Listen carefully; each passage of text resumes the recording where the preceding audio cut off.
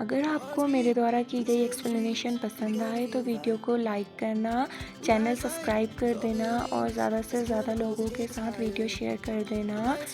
Episode की शुरुआत में फिर से क्लिप दिखाई जाती है जहाँ पर कि वी अपना फ़ोन लिए खड़ा था और उसे वही इमेज आती है जहाँ पर कि उसे शुगा की इमेज भेजी हुई थी और बोला था कि उसे रोके रहो, जिस दिन उसकी मॉम ने सुसाइड करी थी और वो फार्मेसी में उनके लिए स्लीपिंग पिल्स लेने के लिए आया था। और हमें पता चलता है कि वी को ये सब करने के लिए किसी ने बोला हुआ था और वो सब ये करने के लिए इसलिए राज़ी हुआ था क्योंकि उसने बोला था अगर उसने ये कर लिया तो उसकी फैमिली एक बार फिर से पहले की तरह हो जाएगी और वो सब एक साथ रहने लगेंगे। और उसे याद आने लगता है कैसे उसके फादर उन सभी को मारा करते थे और जिस वजह से उसकी मॉम उसे छोड़कर चली गई। वही सब याद करते हुए बोलता है क्या मेरी फैमिली फिर से पुरानी जैसी हो जाएगी जब हम सब एक साथ रहा करते थे। और यही सब सोचते हुए वो सामने से आ रहे शुगा को देखता है और बिना कुछ सोचे समझे फ़ोटो को मैच करके जल्दी से उसके पास चला जाता है और बोलता है मुझे मेरी फैमिली पहले की तरह चाहिए और जाकर उससे बात करने लगता है और उसे अपनी बातों में उलझाकर उसे रोकने की कोशिश करने लगता है। उसे याद आता है कि कैसे एक काफ़ी ज़्यादा सस्पिशियस इंसान उसके सामने आया था और उसे ये चीज़ करने के लिए बोला था जिसमें वी ने बोला था कि पहले वादा करो कि ये सब सच होगा क्योंकि तुम बहुत ज़्यादा सस्पिशियस लग रहे हो, लेकिन मैं उसके बाद भी तुम्हारी कही बात मानूंगा और मैं तुम पर बिलीव कर रहा हूँ। मुझे इतना बताओ कि मुझे उसे कब तक रोकना होगा। ये कहते हुए वो अपने सामने खड़े इंसान को देखने लगता है जो कि उसे कुछ बोलता है और वो अपना सर हिलाकर बस हाँ में जवाब दे देता है। और यही सब याद करते हुए इस वक्त वह शुगा के सामने खड़ा था और क्लिप यहीं ख़त्म हो जाती है। फिर होता है एपिसोड शुरू जहाँ पे कि हमें हॉस्पिटल का सीन दिखाया जाता है। वहाँ जिमिन की मॉम बैठी हुई थी जिनके पूरे कपड़ों पर खून ही खून लगा हुआ था और उसके फादर भी वहीं पर थे। वहीं जिमिन की मॉम अपनी और जिमिन की फ़ोटो देखकर काफ़ी ज़्यादा रोई जा रही थी। तभी उसके फादर को किसी का कॉल आता है और वह उनसे पूछ रहे थे कि क्या वो प्रेयर पर नहीं आ रहे। तो जिमिन के डैड बहाना बना देते हैं कि उन्हें कुछ काम है जिस वजह से वो वहाँ नहीं आ पाएंगे। उसके बाद वो जल्दी से फ़ोन कट करके अपनी वाइफ के पास वापस चले जाते हैं जिनकी हालत इस वक्त काफ़ी ज़्यादा बुरी थी और वो काफ़ी ज़्यादा रोए जा रही थी। हमें अंदर का सीन दिखाया जाता है जहाँ पर कि जिमिन एकदम बेड पर लेटा हुआ था, उसको ग्लूकोज चढ़ा हुआ था और उसके हाथ में बैंडेजेस लगे हुए थे। उसका पूरा कपड़ा खून से गंदे हो चुके थे क्योंकि उसने अपनी हाथों की कलाई काट ली थी और वो काफ़ी ज़्यादा बुरी हालत में था। वहीं दूसरी तरफ इस वक्त जे होप अकेले चल रहा था। तभी उसे कुछ ध्यान आता है और अपना फ़ोन चेक करने लगता है जो कि उसने जिमिन को मैसेज भेजे हुए थे, लेकिन जिमिन ने तो एक भी मैसेज नहीं पढ़ा हुआ था। फिर हमें स्कूल का सीन दिखाया जाता है जहाँ पर जिन भागकर नीचे आ रहा था। तभी वो नोटिस बोर्ड के पास पहुँचता है तो वहाँ पर जे होप भी खड़ा था और काफ़ी सारी बच्चे वहाँ पर नोटिस लगा हुआ था कि शुगा को ट्रांसफ़र मिल रहा है। उसके बाद हमें शुगा का सीन दिखाया जाता है जहाँ पर उसके फादर बैठे हुए थे और उसे इस बारे में ही बात कर रहे थे। फिर जंगकुक के घर का सीन दिखाया जाता है जहाँ पर कि उसके मॉम उससे खाना परोस रही थी और बोलती है कि खाओ क्योंकि उसके बाद तुम्हें मेडिसिन भी लेनी है। वहीं मिनगुक तो अभी भी डरा हुआ था। तभी उसकी मॉम उसके सर को टच करते हुए बोलती है कि अभी भी दर्द हो रहा है, तो वो बोलता है नहीं मैं बिल्कुल ठीक हूँ। तभी उसके स्टेप फादर कहते हैं कि जब तक वो लड़का ट्रांसफ़र नहीं हो जाता तब उस स्कूल में उससे मिल नहीं सकते हो क्योंकि मैं नहीं चाहता कि उसके वजह से फिर से और कुछ हो। फिर वो मिनगुक को देखते हुए बोलते हैं वैसे तुम ये बताओ मुझे कि आखिर तुम उस दिन उस प्लेस से क्यों गुजर रहे थे, क्योंकि वो स्कूल से तो काफ़ी ज़्यादा दूर है। जो सुनकर वो एकदम से घबरा जाता है और बोलता है मैं वो इतना ही बोला था कि उसके स्टेप मैम बोलती है कि वो अपने दोस्तों के साथ इंटरनेट कैफ़े जा रहा था। तभी उसके स्टेप फादर बोलते हैं लेकिन उस एरिया में तो कोई इंटरनेट कैफ़े है ही नहीं। तभी मिनगुक की स्टेप मदर दोबारा बोलती है कि उस दिन उसने जंगकुक को स्कूल में रोते हुए देखा था, इसलिए बस वो उसके पीछे जा रहा था कि वो सेफली बस घर आ जाए। ये कहकर वो उसके कंधे में टैप करते हुए बोलती है, थैंक यू मिनगुक, अभी तुम खाना खा लो। और ये कहते हुए उसने उसे बचा लिया था और इससे मिनगुक अभी भी लेकिन घबराया हुआ था। वहीं उसके बाद मिनगुक के फादर और भी कुछ नहीं बोलते, लेकिन इस वक्त जंगकुक को काफ़ी गुस्सा आ रहा था और वो डर के मारे उसे ही देख रहा था। मिनगुक के चेहरे पर डर साफ नज़र आ रहा था और जंगकुक के चेहरे पर गुस्सा। फिर हमें क्लासरूम का सीन दिखाया जाता है जहाँ पर कि जिन आता है, लेकिन जैसे वो अपनी सीट में बैठ रहा था उसकी नज़र शुगा की सीट पर पड़ती है और अचानक से ही उसे काफ़ी ज़्यादा इमोशनल फील होता है और वो जल्दी से क्लासरूम से बाहर निकल जाता है और जल्दी जल्दी कॉरिडोर से आते हुए वह सीधे ग्राउंड की तरफ भागने लगता है। इस वक्त वो ऐसे भाग रहा था जैसे कि उसे काफ़ी सारी परेशानी हो और वो उन सबसे दूर भाग रहा हो। भागते हुए वह सीधे ग्राउंड में आ जाता है और वहाँ पर गिर के वहीं पर लेट जाता है और अपनी टेंशन को दूर भगाने लगता है, जैसे कि इससे इसकी पूरी प्रॉब्लम सॉल्व हो जाएगी। इतनी ज़्यादा रनिंग करके वो थक गया था। फिर हमें कैंटीन का सीन दिखाया जाता है जहाँ पर आर्यन, जिन और जेहो बैठे हुए थे और जिन और जेहो किसी बारे में बात कर रहे थे। क्या वो शुगा से मिलने के लिए गए या बात हुई, जिस पर जिन मना करता है तो आर्यन भी बोलता है हाँ उसका फ़ोन बंद आ रहा है। उसके बाद वो जंगकुक के बारे में बात करते हैं, जिस पर जिन कहते हैं नहीं, मुझे लगा था कि मैं अपार्टमेंट में उससे मिल पाऊँगा, लेकिन वो वहाँ भी नहीं मिल पाया, लगता है उसे घर में ही बंद किया हुआ है। तभी आर्यन जेहोक को देखकर बोलता है तुम अभी भी खाना कैसे खा सकते हो, जिस पर वो बोलता है क्यों, खाना खाने से क्या प्रॉब्लम है, क्या इससे वो सब चीज़ें सॉल्व हो जाएंगी। नहीं ना, वैसे मिसेस किम ने बोला है हम इसमें कुछ भी नहीं कर सकते हैं, बस हम वेट कर सकते हैं कि कब ये सब चीज़ें ठीक होंगी और सब लोग वापस आ जाएंगे। और वैसे भी ट्रांसफ़र हो रहा है और वो यहाँ मिलने वापस आएगा ही। ये कहकर वो जिन को देखते हुए बोलता है अगर तुम नहीं खा रहे हो तो क्या मैं खा लूँ। ये कहते हुए वो जिन से भी खाना लेने लगता है और उसके बाद वो लोग जिमिन की बात करते हैं और बोलते हैं शायद वो फिर से हॉस्पिटलाइज हो गया है, जिस पर जेहोक कहता है नहीं, अगर वो हॉस्पिटल में होता तो मुझे इस बारे में पता होता, पक्का इस बार कुछ और ही बात है। ये कहते हुए वो बताने लगता है कि जिमिन के साथ रहकर वो काफ़ी अच्छा फील करता है और वो लोग बात ही कर रहे थे कि तभी आर्यन को कुछ मैसेज आता है और बोलता है मुझे लगा कि ये वी का मैसेज है। जो सुनकर वो लोग बोलते हैं क्यों, क्या हुआ, तुम्हारे और वी के बीच कोई प्रॉब्लम हो रही है, जिस पर वो बोलता है ये मेरी गलती है। जिस पर जेहोक उससे बोलता है अगर तुम्हारी गलती है तो उससे माफ़ी मांगो, चाहे फिर वो तुम्हें ताने मारे या फिर तुम पर हाथ उठाए, वो सब कंट्रोल कर लो और उस सबको बेयर करो, वो तुम्हें माफ़ कर ही देगा। जो सुनकर आर्यन हंसने लगता है। और दूसरी जगह हमें वी का सीन दिखाया जाता है जहाँ पर वो किसी से फ़ोन पर बात कर रहा था और बोलता है हाँ मैं स्कूल छोड़ रहा हूँ, तुम कहाँ हो।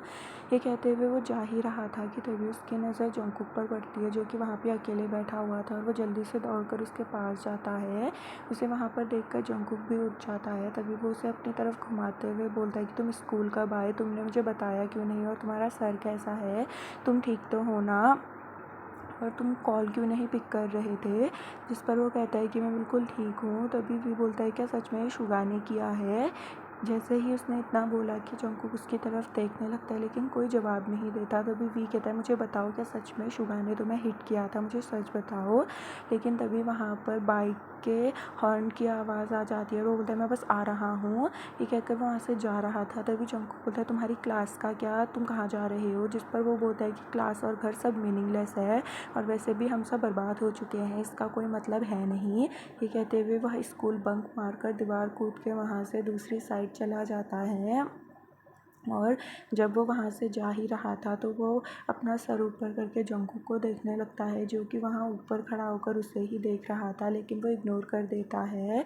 दूसरी तरफ हमें सीन दिखाया जाता है जहाँ पर कॉलोनी के सारे लोग प्रोटेस्ट कर रहे थे रीडेवलपमेंट के ख़िलाफ़ और वो सभी चंग जिन को बाहर आने के लिए कह रहे थे और रिस्पॉन्सिबिलिटी लेने के लिए कह रहे थे, क्योंकि उसने वादा किया था कि उन्हें कुछ नहीं होगा और ना ही उनसे उनके घर छीने जाएंगे। लेकिन अभी भी रीडेवलपमेंट की बात चल रही थी। मिस्टर किम जैन जो उनके सामने अपना सर झुकाते हैं और पीछे जिन ये सब खड़ा हुआ देख रहा था और वह फिर से उन सभी को अपने झांसे में लेते हुए बोलते हैं, मैं जानता हूँ कि आप लोग इतने गुस्से में क्यों हैं, लेकिन प्लीज़ आप लोग मुझ पर बस एक बार और भरोसा कर लीजिए, क्योंकि मुझे पता है कि मैं जिस पोजीशन में अभी हूँ वो सब आपकी वजह से ही है और मैं वादा करता हूँ कि सोंगजू को कुछ भी नहीं होगा। और रही बात रीडेवलपमेंट की, तो उसकी वजह से आप लोगों को कोई प्रॉब्लम नहीं होगी, ना ही आप लोग के घर छीने जाएंगे।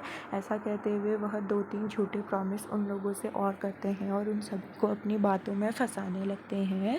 वहीं धीरे धीरे उन लोगों को फिर से चेंगजुन पर भरोसा होने लगता है।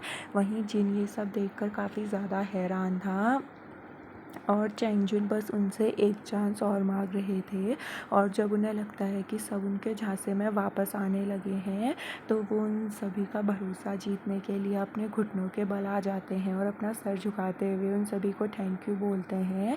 वहीं जैसे ही वो सभी लोग उसे घुटने झुकाते हुए देखते हैं, तो वो सभी थोड़ा सा डर जाते हैं और उन्हें बुरा लगता है कि उनने ऐसा बिहेव किया। और 2 लोग जल्दी से आकर उसको ज़मीन से उठाते हैं और बोलते हैं, ठीक है, हमने एक मौका और दिया। और फिर से वो लोग चेंगजुन के नाम के नारे लगाने लगते हैं, जिससे चेंगजुन मन ही मन काफ़ी खुश था, लेकिन वो ये चीज़ दिखा नहीं रहा था। वहीं जिनको ये सब चीज़ें देखकर बातें याद आने लगती हैं कि कैसे उसने अपने दोस्तों से बोला था कि ये सब उसके फादर का बिज़नेस है, इससे उसका कोई लेना देना नहीं है। और शुगा से भी उसने बोला था कि प्रिंसिपल एक अच्छे पर्सन है मेरे लिए तो खास कर, और उसे ट्रांसफ़र की बातें भी याद आ रही थी। उसके बाद हमें रात का सीन दिखाया जाता है जहाँ पर वह उसी ऑफिस बिल्डिंग के साइड में वॉमिट कर रहा था और उसकी तबीयत काफ़ी ज़्यादा ख़राब लग रही थी। इस वक्त वह अकेला था और वह वॉमिट करने के बाद अपने घर की ओर जाता है। तो उसके घर के अंदर हमें सीन दिखाया जाता है जहाँ पर उसके फादर बैठे हुए थे और वो कुछ न्यूज़पेपर्स के बारे में बात कर रहे थे और उसके बाद उसी डोम के बारे में बात करने लगते हैं जिसमें आरएम रह रहा था और वो उसी एरिया में था जहाँ रीडेवलपमेंट होने वाला था। और वो इस बारे में बात करने लगते हैं कि वो कैसे आरएम को वहाँ से निकालने की साजिश कर रहे थे और वो क्या क्या कर रहे हैं उसको वहाँ से निकालने के लिए, क्योंकि उसका जो ओनर है वो अभी भी उस जगह को बेच नहीं रहा है। उसके बाद हमें बाहर का सीन दिखाया जाता है जहाँ पर जिन ये सब सुनकर गुस्से में था और वो असिस्टेंट से बोलता है कि अंदर आरएम की बात चल रही थी ना, जिस पर वो कहते हैं कि हाँ मुझे पता था, इसलिए मैंने तुम्हें नहीं बताया क्योंकि मुझे पता था कि तुम वहाँ पर सीन क्रिएट करोगे।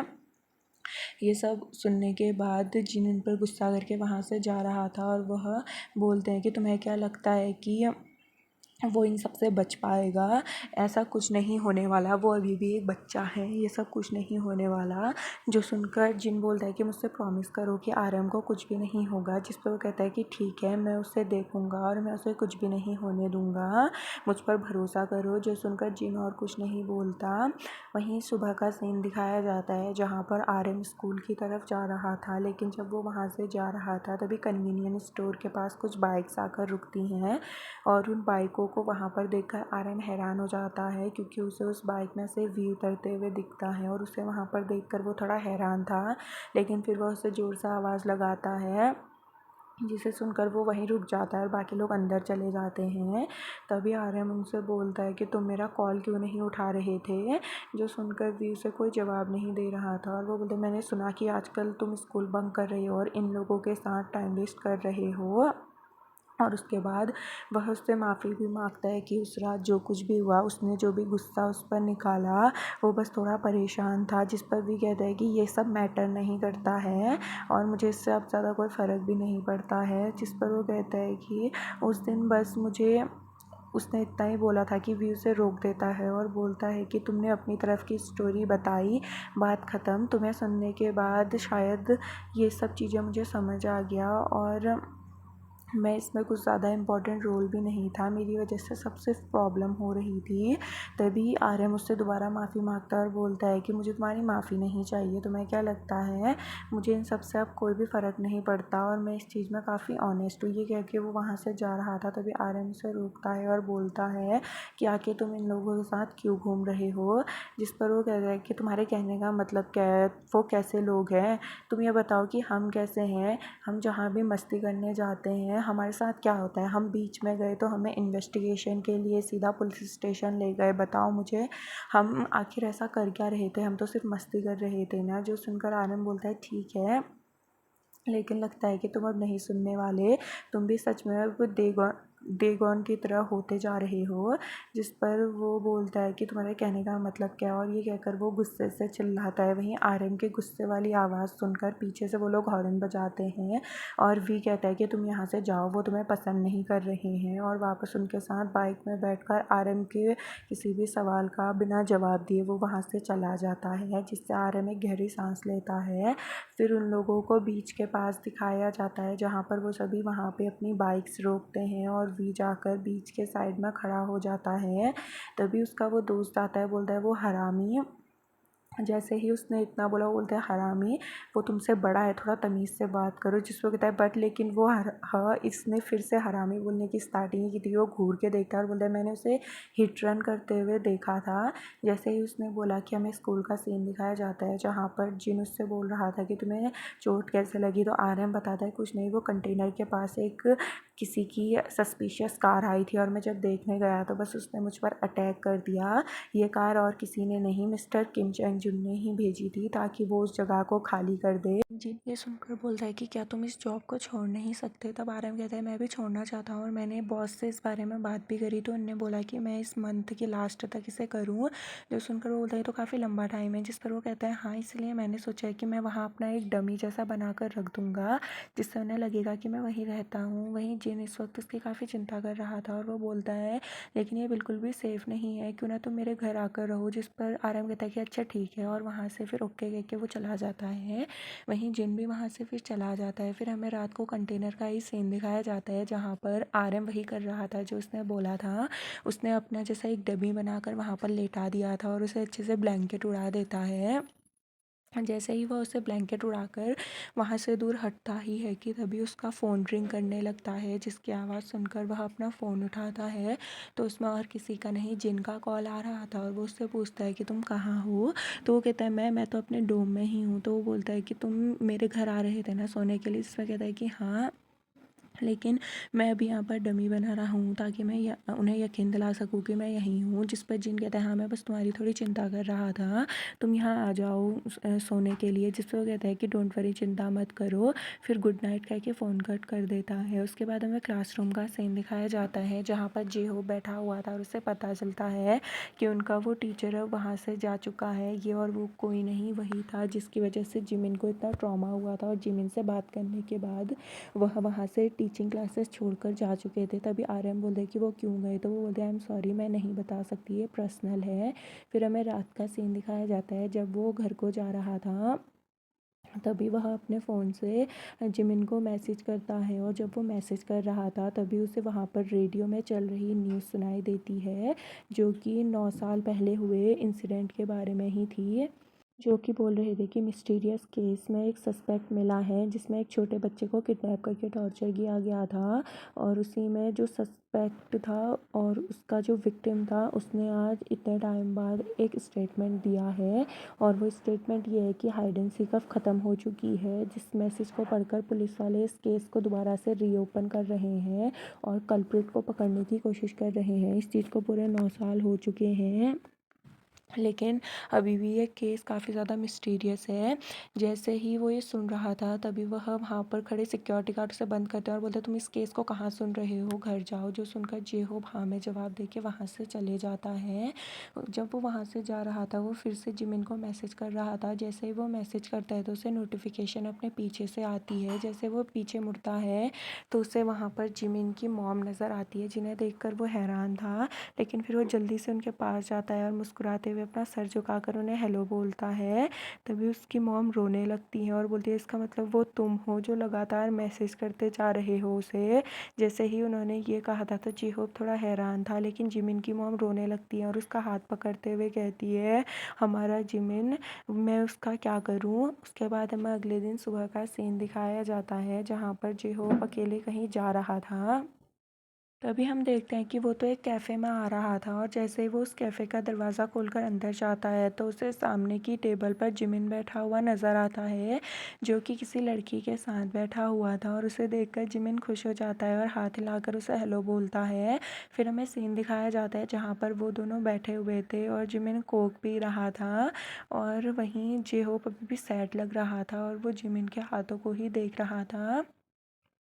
तभी जिमिन कहता है, शायद से कुछ ज़्यादा ही सरप्राइजिंग है ना, जिसको कहते हैं ये सडनली क्या हुआ। और ये कहते हुए वह उससे सॉरी बोलता है।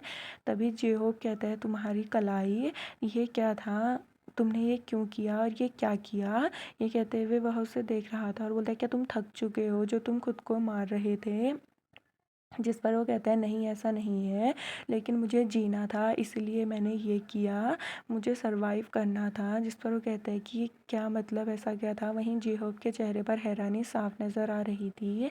लेकिन तभी जेहोब बोलता है कि तुम स्कूल नहीं आ रहे थे और मैं तुम तक पहुंच नहीं पा रहा था, ना ही तुमसे कांटेक्ट कर पा रहा था, इसीलिए मुझे तुम्हारी थोड़ी चिंता हो गई और मैं तुम्हारे घर के बाहर पर तुम्हारा इंतज़ार करने लगा। मैं कितना अजीब हूँ ना। और ये कहते हुए वो थोड़ा उदास लग रहा था। लेकिन तभी जिमिन, जो कि उसकी बातों को ध्यान से सुन रहा था, वो उसे देखने लगता है और उसे देखते हुए बोलता है, आई एम सॉरी, ये सब मेरी गलती है। लेकिन उसके बाद सुनकर जेहो बोलता है, नहीं ये सब तुम्हारी गलती नहीं है, तुमने ये सब इसलिए किया क्योंकि तुम्हारे साथ जो कुछ हुआ था इसमें तुम्हारी कोई गलती नहीं है, तो तुम ऐसे क्यों रिएक्ट कर रहे हो, तुमने अपना बेस्ट किया। ये सब बोलकर वह एकटक जिमिन को देख रहा था। वहीं जिमिन उसकी इन बातों को सुनकर अपनी आंखें उठाकर उसे देखने लगता है।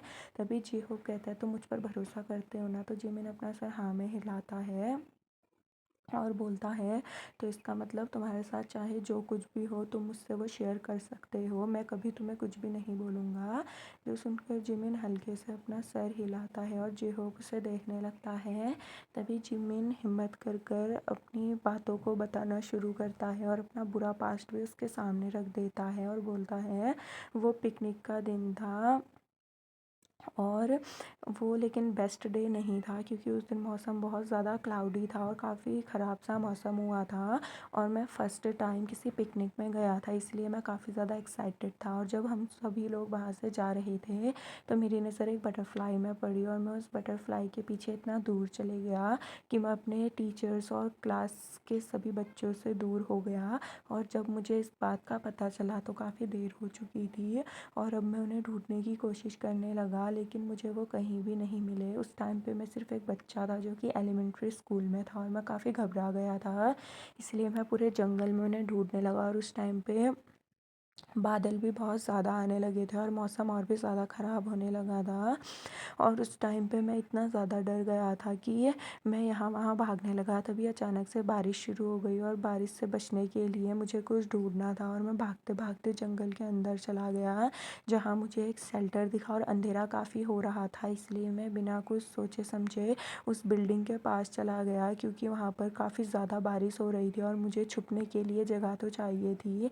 लेकिन जैसे ही मैं उस जगह पर गया मुझे वहाँ पर किसी की आवाज़ सुनाई दी और जैसे ही मैं दरवाज़े के पास गया, मैं एक पल के लिए तो बहुत ज़्यादा घबरा गया। लेकिन जब मैंने उस दरवाज़े से हल्का सा झाँक कर अंदर देखा तो मेरी रूह तक काँप गई। ये कहते हुए वो याद करने लगता है कि कैसे उसने उस दरवाज़े के अंदर देखा था।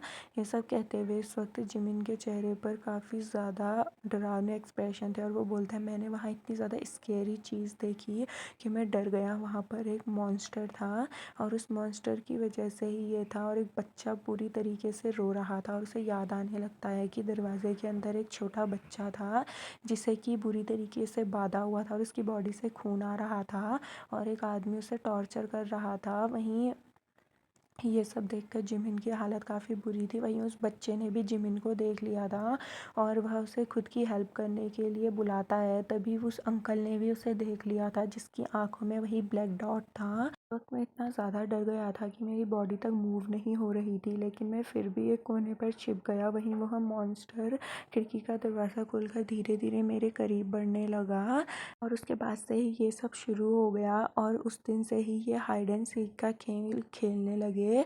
मैं हमेशा उनसे बस छिपते जा रहा था। ये एक हाइड एंड सीक की तरह था जिसमें बस उनसे मैं बचते जा रहा था। मुझे बस उस मॉन्स्टर से बचना था और उस दिन हमें जंगल का सीन दिखाया जाता है। फिर उस आदमी से बचने के लिए वो उसी तेज़ बारिश में जंगल से बाहर को भागने लगा और यही सब याद करते हुए वह जेहोब को बता रहा था कि उसी वजह से मैं स्कूल ट्रांसफ़र करते जा रहा हूँ ताकि मैं उस इंसान को कभी भी ना देख सकूँ। लेकिन जब भी मैं अपनी आँखें बंद करता हूँ वो इंसान मेरे सामने आ जाता है और उस बच्चे की आँखें जिसकी आँखों में आंसू थे। लेकिन अगर उस दिन मैं वहाँ से भागा नहीं होता और मैंने उसे बचा लिया होता तो शायद ये सब नहीं होता। जिस पर वो जेहोब बोलता है, इसमें तुम्हारी गलती नहीं है, तुम भी एक विक्टिम थे, इसमें तुम्हारी कोई गलती नहीं है, लेकिन तुम उस मॉन्स्टर से छुपते क्यों जा रहे हो। इस पर जिमिन कहता है, नहीं, इस बार मैं उससे भी ज़्यादा टेरिफाइंग चीज़ से बचते जा रहा हूँ, इट। और वो ये है। ये कहने के बाद वो उसे देखने लगता है और बोलता है कि वो चेंज हो चुका है। और फिर उसे याद आता है कि जब वो वापस से उस अकेडमी में गया था तो वो अंकल उसके सामने आते हैं, बोलते हैं, देखो हम दोबारा मिल गए, आखिरकार कौवा अपने संदूक में वापस आ ही गया। ये लाइन बोलने के बाद वो बोलते हैं कि मैं तुम्हारा डेस्परेटली वेट कर रहा था। जिस पर वो बोलते हैं कि क्यों, आखिर ऐसा क्यों, और आखिर ये हाइड एंड सीक क्यों। जैसे ही उसने बोला तो अंकल कहते हैं कि ये हाइड एंड सीक तुम खेल रहे थे, मैं नहीं, और ये हाइड एंड सीक खेलने के लिए मुझे और किसी ने नहीं, तुम्हारे मॉम डैड ने ही कहा था। क्या तुमने रियलाइज़ किया है कि अगर तुमने उसी दिन मेरी रिपोर्ट कर दी होती तो ये हाइड एंड सीक कब का एंड हो जाती। लेकिन तुमने ये चीज़ एंड नहीं करी, बल्कि तुम तो मेरे साथ हाइड एंड सीक खेलते रहे। क्या तुम्हें अभी तक सच में इस बारे में याद नहीं है। ये कहते हुए हमें जिमिन का बचपन दिखाई देने लगता है। जब भी वह उस न्यूज़ के बारे में आर्टिकल या कुछ भी देखता था तो उसकी मॉम हमेशा उससे उन चीज़ों को छिपा दिया करती थी या तो जिमिन को उन्हें देखने ही नहीं दिया करती थी। ये सब याद आते हुए जिमिन एकदम हैरान हो जाता है। तभी वो अंकल कहते हैं, उन सबको दूर करने के लिए मैं स्कूल के बाहर तुम्हारा इंतज़ार भी करता था, लेकिन उन सभी ने मुझसे कहा कि मैं तुमसे दूर हो जाऊं, और तुमसे छिपने के लिए उन्होंने मुझे पैसे भी दिए। जिस पर जिमिन चिल्लाता है और बोलता है, नहीं, मेरे मॉम डैड ऐसे नहीं हैं, उनने ऐसा नहीं किया। क्योंकि वो समझ चुका था कि अंकल कह रहे हैं कि उसके मॉम डैड ने ही उन्हें जिमिन से छिपने के लिए बोला था। जिमिन इन चीज़ों पर बिल्कुल भी भरोसा नहीं करना चाहता था। तभी वो अंकल कहता है, पता नहीं, जब पेरेंट्स बनने की लोगों की हिम्मत नहीं होती है तो वो लोग आखिर पेरेंट्स बन क्यों जाते हैं। ये सब तुम्हारे पेरेंट्स की वजह से हो रहा है, ना ही वो तुमसे इन चीज़ों को छिपाते और ना ही तुम्हें चुप रहने के लिए बोलते, ना ही तुम्हारी आज ऐसी हालत होती है। उसके बाद बोलते हैं कि घर जाने वक्त तो ध्यान से जाना। और ये कहते हुए वो दरवाज़ा खोल देते हैं और बोलते हैं कि अब एक न्यू हाइड एंड सीक शुरू हो रही है। जो सुनकर जिमिन धीरे धीरे वहाँ से बाहर जाने लगता है। लेकिन तभी वो अंकल ज़ोर से चिल्लाते हैं और बोलते हैं, ये सब तुम्हारे पेरेंट्स की गलती है, उनकी वजह से तुम ऐसे हो, तुम एक नंबर के बेवकूफ़ हो, उनने तुम्हें भागने पर मजबूर किया। फिर हमें जिमिन के घर का सीन दिखाया जाता है जहाँ पर सिर्फ उसके पैर दिखाए जा रहे थे और वो काफ़ी जल्दी से अपने घर के अंदर एंटर करता है। वहीं दरवाज़े खुलने की आवाज़ सुनकर उसकी मॉम बाहर आती है और जिमिन से बोलती है कि तुम घर आ गए। ये कहकर वो जिमिन को देखने लगती है और बुलाने लगती है, लेकिन जिमिन तो कोई रिप्लाई नहीं दे रहा था। जब वो रूम के अंदर देखते तो जिमिन वहाँ था ही नहीं, जो देखकर वो थोड़ा कंफ्यूज हो जाती है। लेकिन तभी उन्हें वॉशरूम से कुछ आवाज़ आने लगती है और वह वॉशरूम के दरवाजे के पास आकर उसे खटखटाते हुए बोलती हैं, जिमिन तुम अंदर हो। ये कहते हुए वह 2-3 बार जिमिन को आवाज़ लगाती हैं, लेकिन जिमिन तो अंदर से कोई रिप्लाई दे ही नहीं रहा था। और यहीं पर ये सीन कट हो जाता है।